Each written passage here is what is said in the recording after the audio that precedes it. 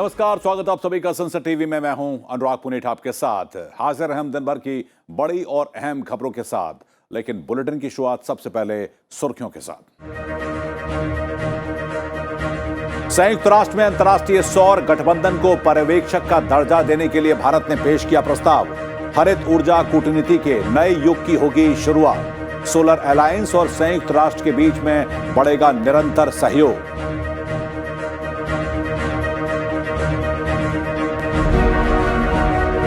केंद्रीय गृह मंत्री अमित शाह ने पोर्ट ब्लेयर में नेताजी सुभाष चंद्र बोस द्वीप में हम्फ्री स्टेट क्रीक पुल का किया उद्घाटन।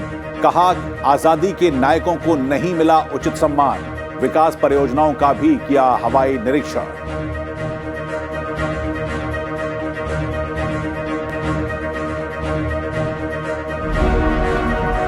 वित्त मंत्री निर्मला सीतारमण की विश्व बैंक के अध्यक्ष से मुलाकात। कोविड के बाद आर्थिक सुधार और भारत की भूमिका पर चर्चा।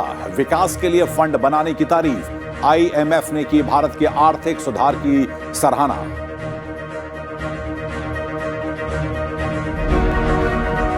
कांग्रेस कार्य समिति की बैठक में सोनिया गांधी का पार्टी नेताओं को कड़ा संदेश। कहा, मीडिया के बजाय सीधे करें संवाद। अगले साल सितंबर तक होगा पार्टी अध्यक्ष पद का चुनाव।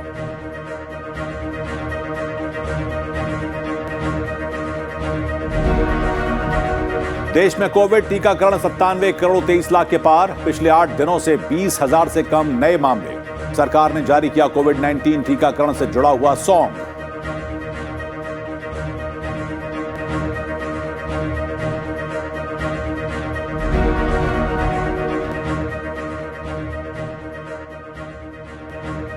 और अब खबरें विस्तार से। भारत ने अंतर्राष्ट्रीय सौर गठबंधन को पर्यवेक्षक का दर्जा देने के लिए संयुक्त राष्ट्र महासभा में एक प्रस्ताव पेश किया है। यह मसौदा इंटरनेशनल सोलर अलायंस और संयुक्त राष्ट्र के बीच नियमित सहयोग में मदद करेगा, जिससे कि वैश्विक स्तर पर हरित ऊर्जा में बढ़ोतरी और विकास का फायदा पहुंचेगा। यह प्रस्ताव कानूनी प्रश्नों से संबंधित संयुक्त राष्ट्र महासभा की 6ठी समिति के समक्ष पेश किया गया है। संयुक्त राष्ट्र में भारत के स्थायी प्रतिनिधि टी.एस. तिरुमूर्ति ने अंतर्राष्ट्रीय सौर गठबंधन को पर्यवेक्षक का दर्जा देने के लिए प्रस्ताव को पेश किया। उन्होंने कहा कि सोलर अलायंस न्याय संगत और समान ऊर्जा समाधान की दिशा में अपने प्रयासों के जरिए हरित ऊर्जा कूटनीति के नए युग की शुरुआत करेगा। Granting the International Solar Alliance observer status in the General Assembly would enable the organizations to provide targeted inputs to current and future United Nations processes based on grassroots level experiences from its country programs, its research and public-private cooperation activities, and its global knowledge sharing activities. ISA is also taking a big step towards addressing some of the questions like technological transfer, storage of solar energy, and even financial assistance to member countries, along with project layout and project planning. Bharat के स्थायी प्रतिनिधि T.S.. Tirumurti ने संयुक्त राष्ट्र महासभा में कहा कि अंतर्राष्ट्रीय सौर गठबंधन को पर्यवेक्षक का दर्जा देने से गठबंधन और संयुक्त राष्ट्र के बीच एक नियमित और अच्छे तरह से परिभाषित सहयोग प्रदान करने में मदद मिलेगी। The granting of observer status to International Solar Alliance in the General Assembly would help provide for a regular and well-defined cooperation between the Alliance and the United Nations that would benefit global energy growth and development. दुनिया भर के देश तेजी से इस alliance में शामिल हो रहे हैं। अब तक 98 देशों ने अंतर्राष्ट्रीय सौर गठबंधन समझौते पर हस्ताक्षर किए हैं और 80 देशों ने अनुमोदन पत्र सौंपे हैं। इंटरनेशनल सोलर अलायंस का उद्देश्य इसके सदस्य देशों में सौर ऊर्जा को बढ़ावा देने के लिए प्रमुख चुनौतियों का साथ मिलकर समाधान निकालना है। इंटरनेशनल सोलर अलायंस को संयुक्त रूप से भारत और फ्रांस ने 2015 में पेरिस में आयोजित COP21 के सम्मेलन में शुरू किया था। अंतर्राष्ट्रीय सौर गठबंधन की चौथी सभा का आयोजन 20 अक्टूबर 2021 को किया जाएगा। ये सर्वोच्च निर्णय लेने वाला निकाय है। सभा में प्रत्येक सदस्य देश का प्रतिनिधित्व होता है, जो अलायंस के फ्रेमवर्क समझौते के कार्यान्वयन से संबंधित निर्णय लेती है और इसके उद्देश्य को हासिल करने के लिए साझा कार्रवाई की जाती है। ब्यूरो रिपोर्ट, संसद टीवी। केंद्रीय गृह मंत्री अमित शाह ने इस बात पर अफसोस जताया है कि इतिहास में आजादी के नायकों को पूरा सम्मान नहीं दिया गया, लेकिन अब उन्हें इतिहास में उचित स्थान देने का समय आ गया है। अंडमान निकोबार के 3 दिवसीय यात्रा के दूसरे दिन अमित शाह ने नेताजी सुभाष चंद्र बोस द्वीप से अंडमान निकोबार के विभिन्न विकास परियोजनाओं का उद्घाटन और शिलान्यास किया।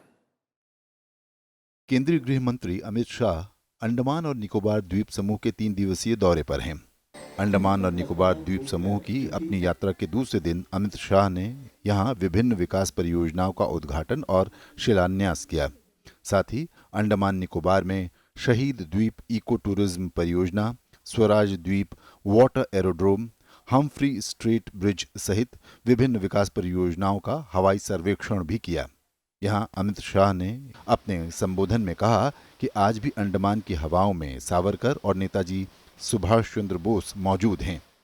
और आजादी के अमृत महोत्सव में मैं इतना ही कहना चाहता हूं कि हाँ, आते ही एक अलग प्रेरणा की अनुभूति होती है। यहाँ की हवाओं में आज भी वीर सावरकर और नेताजी सुभाष चंद्र बोस का संदेश घुला मिला है, आज भी जरा भी डाइल्यूट नहीं हुआ है। केंद्रीय गृह मंत्री अमित शाह ने सुभाष चंद्र बोस और सरदार पटेल का नाम लेते हुए कहा कि आजादी के नायकों के साथ न्याय नहीं हुआ। उन्होंने आगे कहा कि उस वक्त जो हुआ सो हुआ, लेकिन आज पूरा देश अपने नायकों को सम्मान दे रहा है। सुभाष बाबू और सरदार पटेल दो ऐसे व्यक्तित्व थे आजादी के आंदोलन के, जिनको भुलाने का प्रयास नहीं करना चाहिए। मगर खैर, उस वक्त जो हुआ वो हुआ। आज सुभाष बाबू को पूरा देश सम्मान के साथ याद करे, इस प्रकार की व्यवस्था यहां पर हम करने वाले हैं। और इसीलिए जहां पर सुभाष बाबू ने ध्वज फहराया था, वहीं पर उसी तिथि पर 75 साल पूरे होने पर मोदी जी ने एक बहुत बड़ा तिरंगा लगाकर एक बहुत बड़ा टूरिस्ट स्पॉट भी बनाया है और एक देशभक्ति की जागृति का ऊर्जा केंद्र भी बनाया है। अमित शाह ने पोर्ट ब्लेयर में नेताजी सुभाष चंद्र बोस द्वीप से हम्फ्री स्ट्रेट क्रीक पुल का वर्चुअल माध्यम से उद्घाटन किया। इस पुल का नाम आजाद हिंद फौज सेतु रखा गया है। साथ ही केंद्रीय गृह मंत्री ने अंडमान निकोबार के नेताजी सुभाष चंद्र बोस द्वीप पर पौधारोपण किया। ब्यूरो रिपोर्ट, संसद टीवी। भारतीय वित्त मंत्री निर्मला सीतारमण अमेरिकी दौरे पर हैं और अमेरिकी यात्रा के दौरान वित्त मंत्री ने विश्व बैंक के अध्यक्ष डेविड मलपास से मुलाकात की। वॉशिंगटन में हुई इस बैठक के दौरान उन्होंने महामारी के बाद आर्थिक सुधार, कोविड के खिलाफ वैश्विक लड़ाई में भारत की प्रमुख भूमिका और आगामी जलवायु परिवर्तन सम्मेलन की तैयारियों पर चर्चा की। बैठक के दौरान वित्त मंत्री ने भारत की ओर से कोविड की दूसरी लहर को रोकने के लिए किए जा रहे उपायों को साझा किया। साथ ही वैश्विक स्तर पर भारत की ओर से निभाई गई भूमिका पर भी बातचीत की। वित्त मंत्री ने विकास के लिए फंड की उपलब्धता बढ़ाने के लिए विश्व बैंक की सराहना की। उन्होंने कहा कि कार्बन उत्सर्जन को कम करने वाली तकनीकों पर ध्यान देना जरूरी है। इससे पहले वित्त मंत्री ने विश्व बैंक की विकास समिति को संबोधित करते हुए भारत सरकार की ओर से देश के सतत आर्थिक विकास में की तरफ उठाए गए उपायों की जानकारी दी। उन्होंने कहा कि भारत ने आर्थिक राहत के उपाय संकट को एक अवसर में बदलने के लिए महत्वपूर्ण संरचनात्मक सुधार भी किए हैं। It's also looking at how there can be greater convergence among nations so that resources are better utilized, and where there are issues of getting prepared for a future pandemic or future any such emergency where countries will have to respond to help one another. Will there be a better way of doing it than the way we did in this time? So larger issues of global convergence, larger issues of multilateral institution being ready for meeting such challenges, larger issues of having a global envelope which can be contributed by everybody so that there is a better response for any such pandemic if in case we have to face it in the future. उधर IMF यानी कि अंतर्राष्ट्रीय मुद्रा कोष ने कोविड-19 महामारी के बीच भारत की ओर से उठाए गए कदमों की सराहना की है। IMF ने कहा कि महामारी की स्थिति के बीच भारत ने तेज और मजबूत कदम उठाए हैं। साथ ही उसने अपने श्रम सुधारों और निजीकरण की प्रक्रिया को जारी रखा है। आईएमएफ की रिपोर्ट आर्टिकल 4 में आगाह किया गया है कि महामारी से जुड़ी अनिश्चितताओं की वजह से आर्थिक परिदृश्य में अभी अनिश्चितता का माहौल है। निवेश पर कोविड-19 का नकारात्मक प्रभाव जारी रहने से आर्थिक हालात सुधरने में देरी हो सकती है। रिपोर्ट में यह भी कहा गया कि भारत सरकार ने महामारी के दौरान समाज के संवेदनशील तबकों को वित्तीय समर्थन दिया, मौद्रिक नीति को उदार किया गया, तरलता के प्रावधान किए गए और नियामकीय नीतियों को नरम किया गया। रिपोर्ट में कहा गया कि महामारी के बावजूद भारत ने श्रम सुधारों और निजीकरण योजनाओं सहित संरचनात्मक सुधारों को जारी रखा है। आईएमएफ ने चालू वित्त वर्ष 2021-22 में भारत की आर्थिक वृद्धि दर 9.5% रहने का अनुमान लगाया है।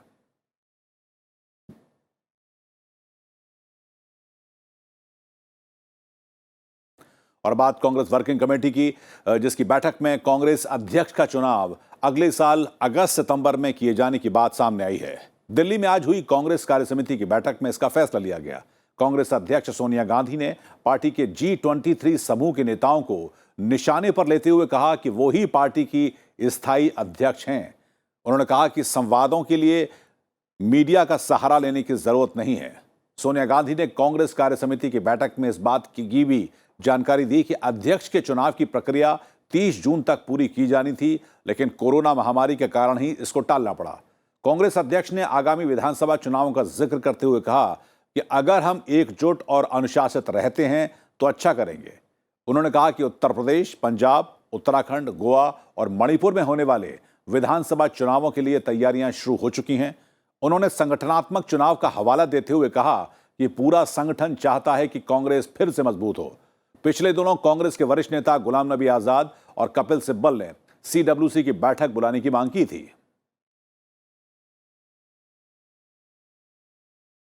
CWC meeting was conducted to discuss the important agendas. One agenda is one current political situation, to forthcoming assembly elections and organizational elections. Then election of the AICC president, 21st August 2022 to 20th September 2022. 21st August 2022 to 20th September 2022.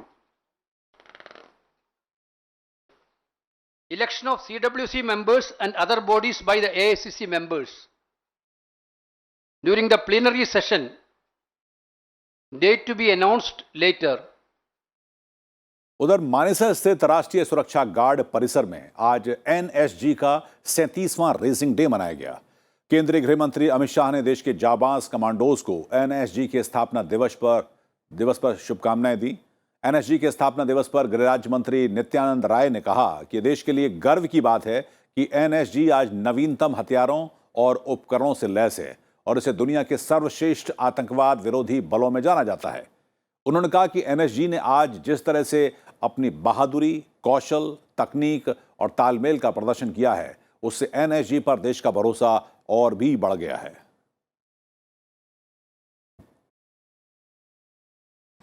इसी दिशा में आपने प्रशिक्षण के बुनियादी ढांचों को और मजबूत करते हुए विश्व स्तरीय इंडोर शूटिंग रेंज तैयार किए हैं। बम प्रतिरोधी क्षमता बढ़ाने के लिए अत्याधुनिक वाहनों की खरीद की है और ड्रोन हमलों से निपटने के लिए एंटी ड्रोन इक्विपमेंट को अपने बल में शामिल किया है। कुल मिला के थ्रेट परसेप्शन टेररिज्म का है और टेररिज्म में अलग अलग प्रकार का है। एक तो आपने देखा है कि ड्रोन का इस्तेमाल, दूसरा जो कन्वेंशनल आतंकवादी गतिविधियां हैं जो देश के कुछ स्थानों पर हो रहा है, तो कुल मिला के उसका मुकाबला करने के लिए NSG पूरी रूप से सक्षम है। और इस मौके पर NSG के कमांडोज ने अपना शौर्य भी दिखाया। जाबाज कमांडो ने ऐसे करतब दिखाए कि हर कोई हैरान रह गया। NSG को आतंकवादी हमलों, बंधक संकट और हाईजैकिंग के खिलाफ अभियान चलाने में महारत हासिल है।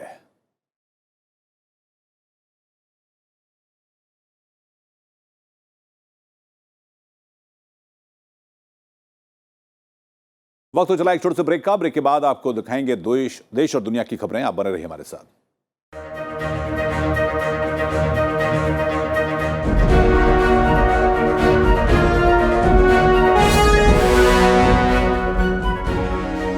ब्रेक के बाद स्वागत है आप सभी का। और अब वक्त तो चला है राज्यों से जुड़ी हुई अहम खबरों को जानने का।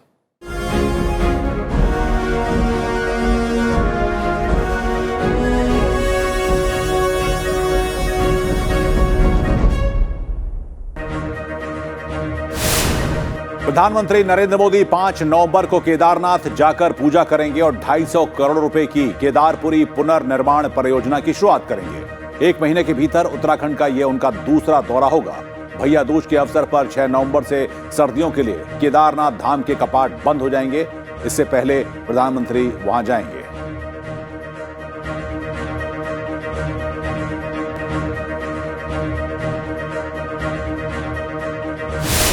आजादी का अमृत महोत्सव के तहत देश भर में हुनर हाट की श्रृंखला के तहत केंद्रीय मंत्री धर्मेंद्र प्रधान, मुख्तार अब्बास नकवी और अर्जुन राम मेघवाल ने आज रामपुर में हुनर हाट का उद्घाटन किया। इसके तहत देश भर में 75 हुनर हाट लगाए जाएंगे, जिसके जरिए 7.5 लाख कारीगरों को रोजगार के अवसर मिलेंगे।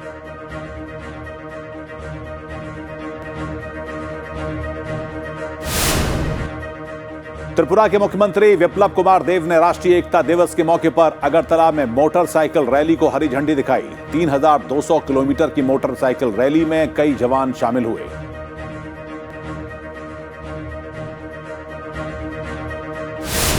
जेल से निकलने के बाद पहली बार AIADMK की पूर्व महासचिव VK शशिकला दिवंगत मुख्यमंत्री J जयललिता की समाधि पर पहुंची। शशिकला काफी भावुक दिखी और नम आंखों से उन्होंने श्रद्धांजलि अर्पित की।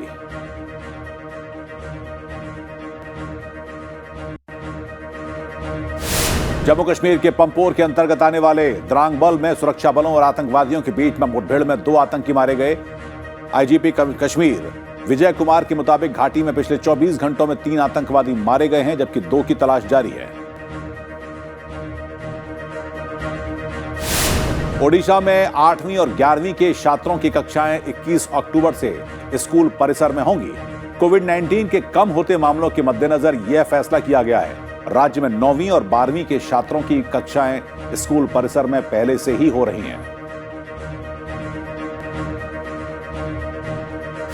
पुदुचेरी में कोरोना के मामलों पर अंकुश लगाने के लिए कोरोना कर्फ्यू 31 अक्टूबर तक बढ़ा दिया गया है। रात 11 बजे से सुबह 5 बजे तक कोरोना कर्फ्यू लागू रहेगा।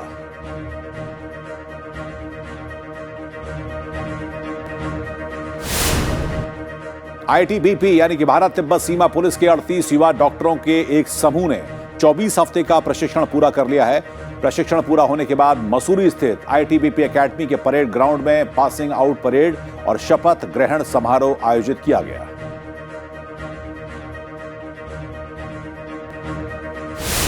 टाटा पावर ने JRD टाटा मेमोरियल ट्रस्ट और इंडियन वुमेन पायलट एसोसिएशन के साथ मिलकर भारत की पहली कॉमर्शियल उड़ान पथ को फिर बहाल कर दिया है। इसके तहत एक फ्लाइट ने भुज से मुंबई के लिए उड़ान भरी।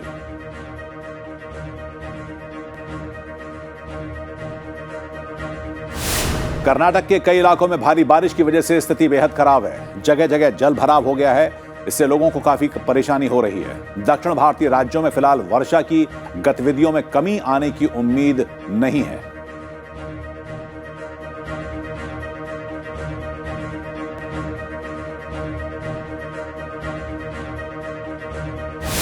केरल के दक्षिणी और मध्य क्षेत्रों में आज भारी बारिश हुई, जिसके कारण कई इलाकों में जल भराव हो गया। मौसम विभाग ने राज्य के 5 जिलों में भारी बारिश की होने की आशंका के मद्देनजर रेड अलर्ट जारी किया है। साथ ही कुछ जिलों के लिए ऑरेंज अलर्ट भी जारी किया गया था।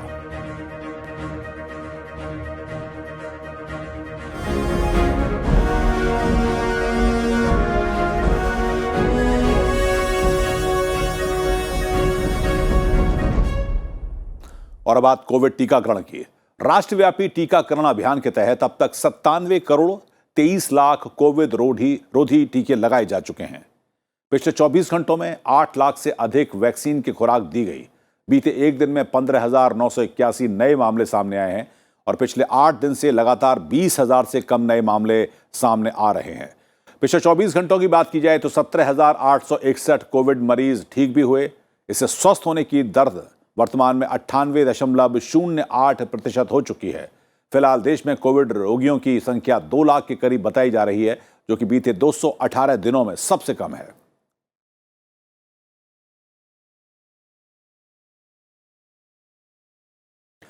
पेट्रोलियम मंत्री हरदीप सिंह पुरी और स्वास्थ्य मंत्री मनसुख मांडविया ने आज कोविड-19 टीकाकरण अभियान से जुड़ा हुआ गीत लॉन्च किया। इसे गायक कैलाश खेर ने गाया है। इस अवसर पर स्वास्थ्य मंत्री मनसुख मांडविया ने कहा कि शीघ्र वैक्सीन की 100 करोड़ खुराक दे दी जाएंगी। पेट्रोलियम मंत्री हरदीप सिंह पुरी ने कहा कि यह न केवल सरकारी कार्यक्रम है बल्कि यह जन आंदोलन है। ये संकट दूर भगाएगा,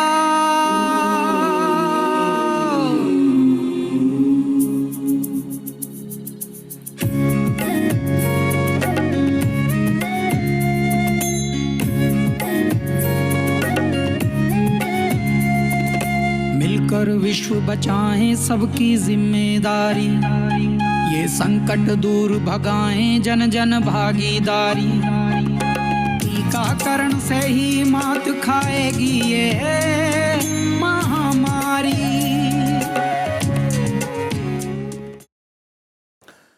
विदेश मंत्री एस जयशंकर कल से 3 दिन के इजरायल के दौरे पर जा रहे हैं। इस दौरान वह दोनों देशों के बीच में रणनीतिक साझेदारी को और मजबूत करने पर जोर देंगे। इजरायल में नफ्ताली बेनेट के नेतृत्व में नई सरकार बनने के बाद भारतीय विदेश मंत्री का यह पहला दौरा है। जयशंकर इजरायल के राष्ट्रपति इसाक हर्जोग, प्रधानमंत्री नफ्ताली बेनेट और विदेश मंत्री याजिर लापिड के साथ साथ इजरायल के शीर्ष नेताओं से मुलाकात भी करेंगे। राजदूत और इजरायली विदेश मंत्रालय में महानिदेशक एलन ओपशिज ने ट्वीट कर एस जयशंकर का स्वागत किया और भारत इजरायल को रणनीतिक साझेदार और करीब मित्र बताया। अगस्त में प्रधानमंत्री नरेंद्र मोदी ने इजरायल के नए प्रधानमंत्री नफ्ताली बेनेट से बातचीत की थी। दोनों देशों के बीच में सहयोग को और बढ़ाने पर सहमति भी जताई गई थी।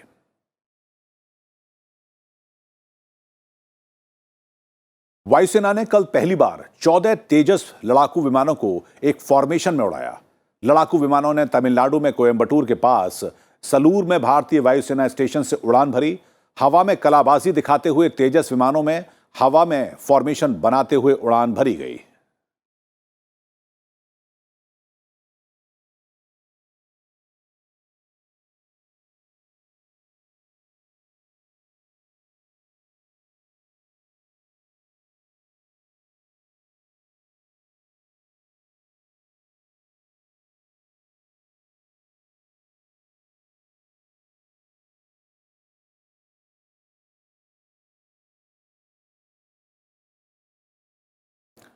और आईपीएल के बाद तत्काल T20 वर्ल्ड कप शुरू होने जा रहा है। ये मैच भी यूएई में खेले जाएंगे। T20 वर्ल्ड कप 2021 की शुरुआत 17 अक्टूबर यानी कल होगी और फाइनल मुकाबला 14 नवंबर को खेला जाएगा। 24 अक्टूबर को दुबई में भारत और पाकिस्तान के बीच में मैच होगा। और बात अगली खबर की, तमिलनाडु के तकनीक विशेषज्ञ से उद्यमी बने अरुण टाइटन ने महापुरुषों की सजीव प्रतिमाओं को बनाया है। हम चलते चलते आपको छोड़ जाते हैं उनकी कुछ प्रतिमाओं के साथ। मुझको दीजिए इजाजत। नमस्कार।